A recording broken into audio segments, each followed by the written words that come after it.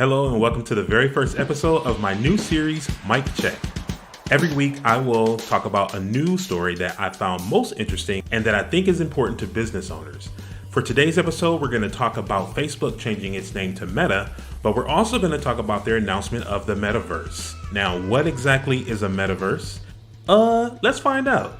I'm going to share a couple of demonstration clips from the presentation. So rather than sitting through a whole hour of talking and all that good stuff, I took some of the highlights of the things that I'm most excited about that might also be exciting to you. Let's check it out.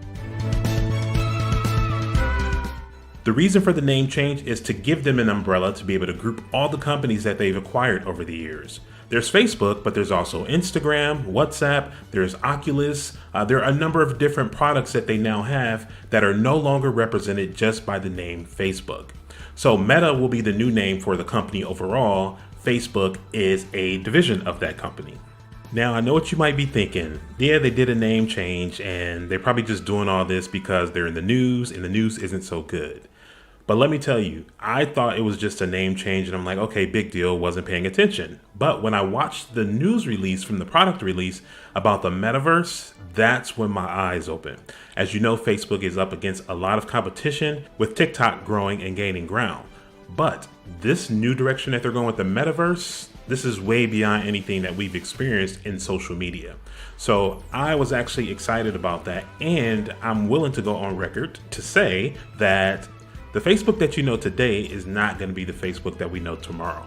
So let's go ahead and dive into some of the highlights of the demonstrations that I saw that I thought was interesting and talk a little bit about what opportunities may exist for you as a business owner.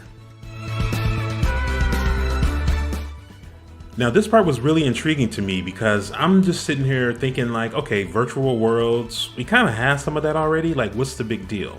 But as I'm watching the demo, I started thinking about what's been happening over the past year. I noticed that Facebook has been encouraging a lot of people to create groups, manage groups. They've really been focused on groups. But when I saw this, it made total sense. All right, perfect. Oh, hey, Mark. Hey, everyone. Boz, is that you? You know I had to be the robot, man. I knew you were bluffing. So might Facebook be encouraging groups because they want people in groups so that when they roll out this virtual experience, you already have a group of people that you're associated with that can hop into that experience in that world with you? Made sense to me. Let's take a look at another experience. Imagine your best friend is at a concert across the world. What if you could be there with her? Yeah. You're here! How you live when you're doing what you do. Just tell the truth. So you might be thinking, how on earth will they pull that off? Well, that's where Oculus and the partnership with Ray-Ban comes in. Imagine that you're friends at that concert and Facebook has made an agreement with the concert venue and the performer to be able to have that concert streamed through the Metaverse. So if your friend's wearing the goggles or wearing the Ray-Ban glasses, you could enjoy that concert right from their eyes, from their perspective, as if you were there. Let's take a look at the next one.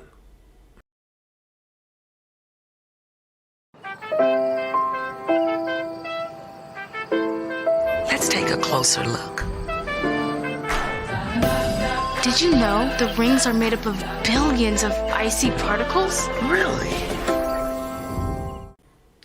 Imagine how cool science and history class will be if you can actually go to these worlds virtually to explore them at a deeper level that you just can't get from pictures on the page. That's something else. That's a whole nother level of immersive learning. And I think it's pretty cool. Let's take a look at the next one.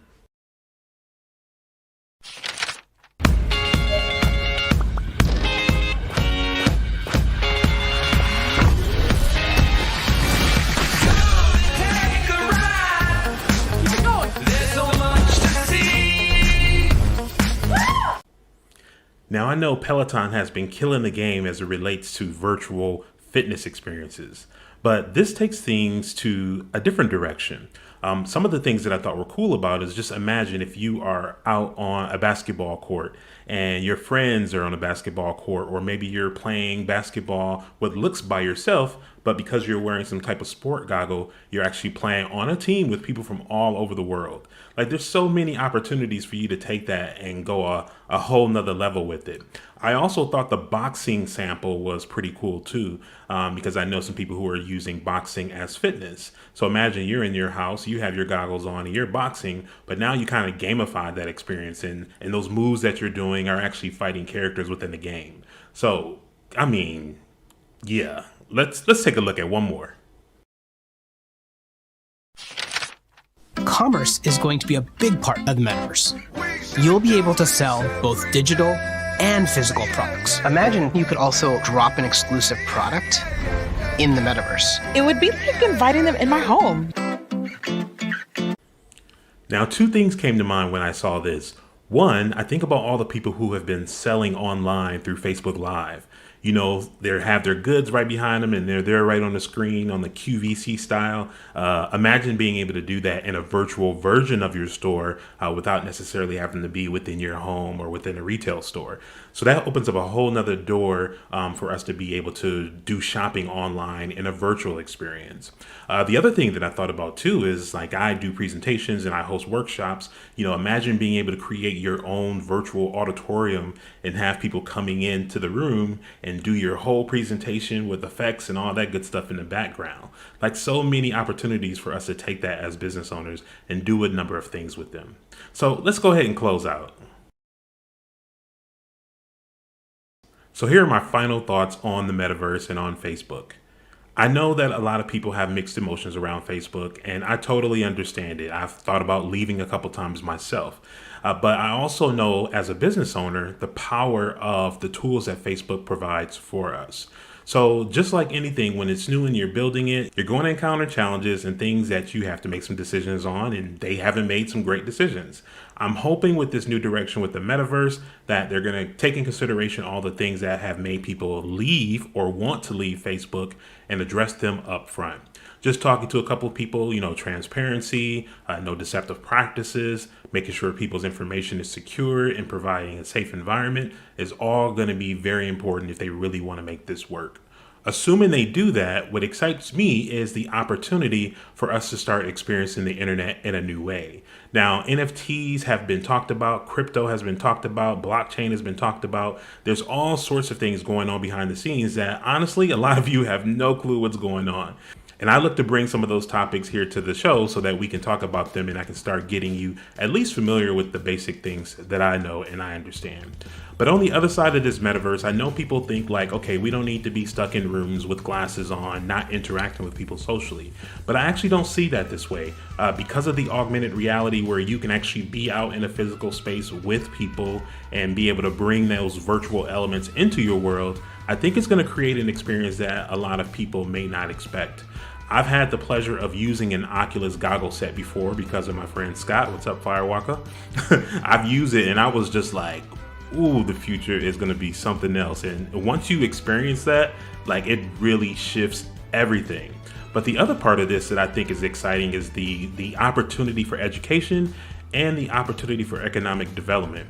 So if you have this whole metaverse world, you now have an opportunity for new things to be created and new things to be built. You have an opportunity for people to start creating and building things that they probably could not have created before because there was no space to do so.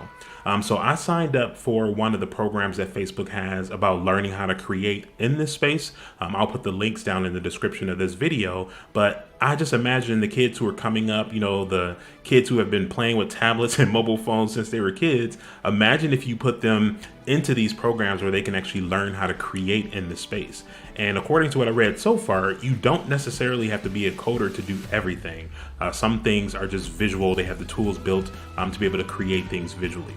So I'm going to be diving into that and sharing my experience as I go. But I do feel excited about the future of Meta and what the metaverse can be.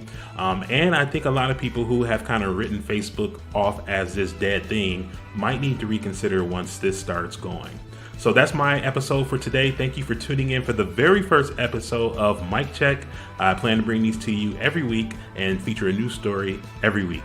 So thanks for tuning in. I would love for you to go ahead and hit that like button if you enjoyed this information.